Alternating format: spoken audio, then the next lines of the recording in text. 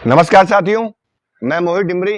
साथियों, हमारे उपनल कर्मचारी लंबे समय से नियमितीकरण और समान कार्य के लिए समान वेतनमान की मांग कर रहे हैं, लेकिन आज आप देखिए, हाई कोर्ट के बाद सुप्रीम कोर्ट ने भी उपनल कर्मचारियों के पक्ष में फैसला दिया है, लेकिन उत्तराखंड सरकार सुप्रीम कोर्ट के फैसले को भी मानने के लिए तैयार नहीं है। सुप्रीम कोर्ट साफ कह चुकी है कि उपनल कर्मचारियों का नियमितीकरण होना चाहिए। इससे पहले हाई कोर्ट नैनीताल ने भी यह फैसला दिया था, लेकिन आप देखिए, जो उपनल कर्मचारी सरकारी विभागों की रीढ़ है, आज उनके सामने कितना बड़ा संकट हो गया है। कैसी कैसी परिस्थितियों में हमारे उपनल कर्मचारी काम कर रहे हैं, किन किन हालातों में वो जूझ रहे हैं, इस बात की सरकार को बिल्कुल भी चिंता नहीं है। हम देखते हैं ऊंट के मुंह में जीरे के समान हमारे उपनल कर्मचारियों को मान दे दिया जा रहा है। कैसे उनके परिवार के सामने बड़े बड़े संकट पैदा हो गए हैं। आजीविका का संकट पैदा हो गया, बच्चों की फीस कैसे दे पाएंगे, घर का खर्चा कैसे चला पाएंगे, ये बड़ा संकट हमारे उपनल कर्मचारियों के सामने है। तो सरकार से हम लगातार मांग कर रहे हैं, लंबे समय से सेवाएं दे रहे हमारे उपनल कर्मचारियों को नियमित किया जाए और उन्हें समान कार्य के लिए समान वेतन दिया जाए।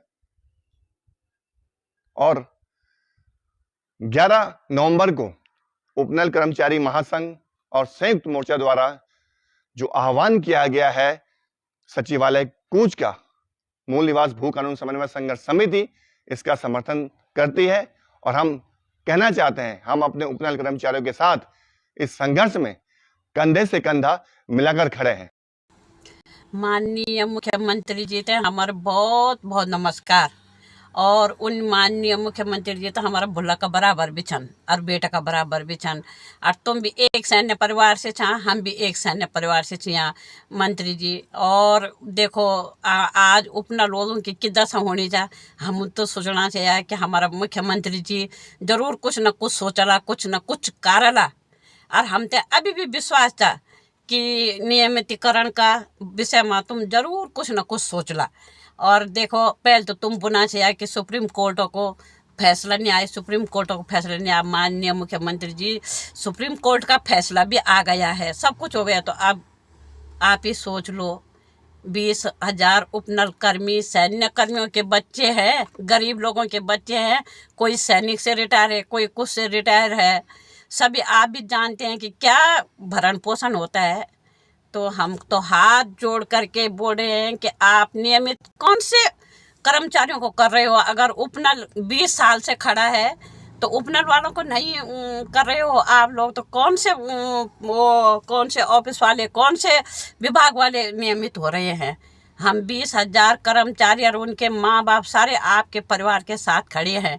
हम इस विश्वास में हैं आपके साथ खड़े कि आप एक सैन्य परिवार के बेटे हैं। और हम बहुत हार्दिक दिल से आपका स्वागत करते हैं। और अगर ऐसा नहीं होगा तो हमने 11 तारीख के बाद पूरे सब परिवार आंदोलन पर आएंगे। सुप्रीम कोर्ट अनेकों बार इस बात को कोर्ट्स कह चुके कि एक जैसे काम के लिए एक जैसा वेतन मिलना चाहिए, समान काम समान वेतन। समान काम समान वेतन। यहां पर बहुत भयंकर डिस्क्रिपेंसी है। यहां की जब आप डिस्क्रिपेंसी देखेंगे तो फिर आप वो एमएलए एमपी वाली डिस्क्रिपेंसी भूल जाएंगे। उसी काम को करने वाला 1 लाख तनख्वाह पा रहा है और उसी काम को करने वाला 15,000 तनख्वाह पा रहा है। एक 50,000 तनख्वाह पा रहा है, एक 15,000 तनख्वाह पा रहा है। इसलिए आपको ध्यान होगा, इसी हाउस के अंदर जब माननीय मंत्री जी, सैन्य कल्याण मंत्री जी और उपनल का कोई एक सवाल था, तो मैंने स्पेसिफिकली पॉइंटेड प्रश्न उनसे पूछा था कि अभी तक ये कंफ्यूजन परसिस्ट करता है कि जो 18% जीएसटी है, वो जीएसटी हम उस गरीब कार्मिक से वसूलते हैं या वो जो सर्विस प्रोवाइडर है उससे करते हैं।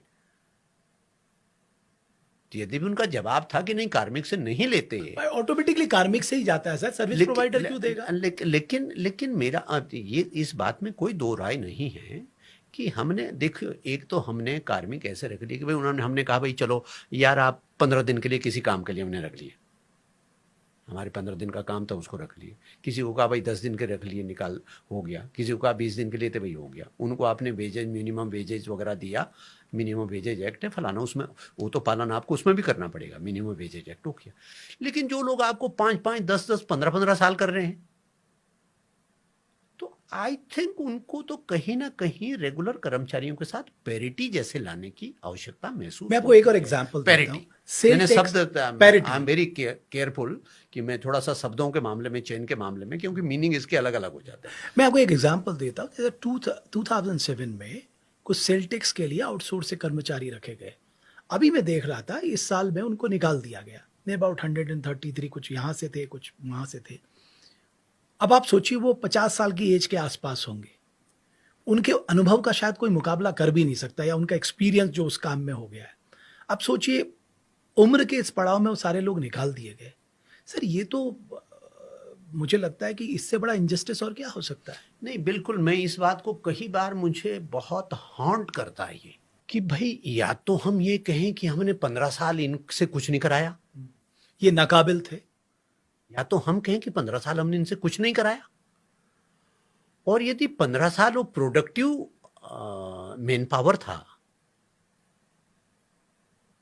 तो फिर भाई 15 साल बाद हम कोई मैकेनिज्म डिवाइस करें कि चलो भाई अब आप पारंगत हो गए, कम पढ़े लिखे थे, तो आपको लंबा समय दे दिया हमने ट्रेनिंग के लिए काम करते हुए। जैसा मैं पॉलिटिशियंस के लिए भी कहता हूँ, मैंने इस हाउस में भी कहा उस दिन, निधन के निर्देश पे भी कहा कि जनप्रतिनिधि का पढ़ा लिखा होना अच्छी बात है, लेकिन लिखा होना पर्याप्त नहीं है। वो जो उसकी जो ऑर्गेनिक ग्रोथ होती है, जो एक्सपीरियंस से लर्न करता है, वो बड़ी चीज़ है।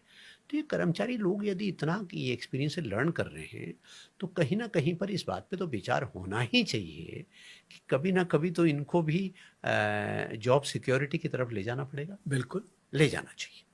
मेरी व्यक्तिगत ये राय है, मेरी किसी को ये सलाह नहीं है, लेकिन मेरी व्यक्तिगत राय है कि अगर आप होते उनकी जगह में तो आप नेचुरली इस पे नहीं, हाइपोथेटिकल सवालों का मैं जवाब नहीं देता कि मैं कहता कि मैं होता जो मैं नहीं हूं मैं होता, ऐसा मैं नहीं कहता, ठीक है। लेकिन मैं सैद्धांतिक रूप से, प्रिंसिपली, वैचारिक दृष्टि से मैं मानता हूं कि जिन लोगों ने इतना लंबा समय सरकारी सेवाओं में संविदा पर ही सही, उनको हमें निश्चित रूप से जॉब सिक्योरिटी की तरफ, उनकी जॉब सिक्योरिटी के बारे में सोचना चाहिए, उस बारे में कदम उठाने की आवश्यकता है।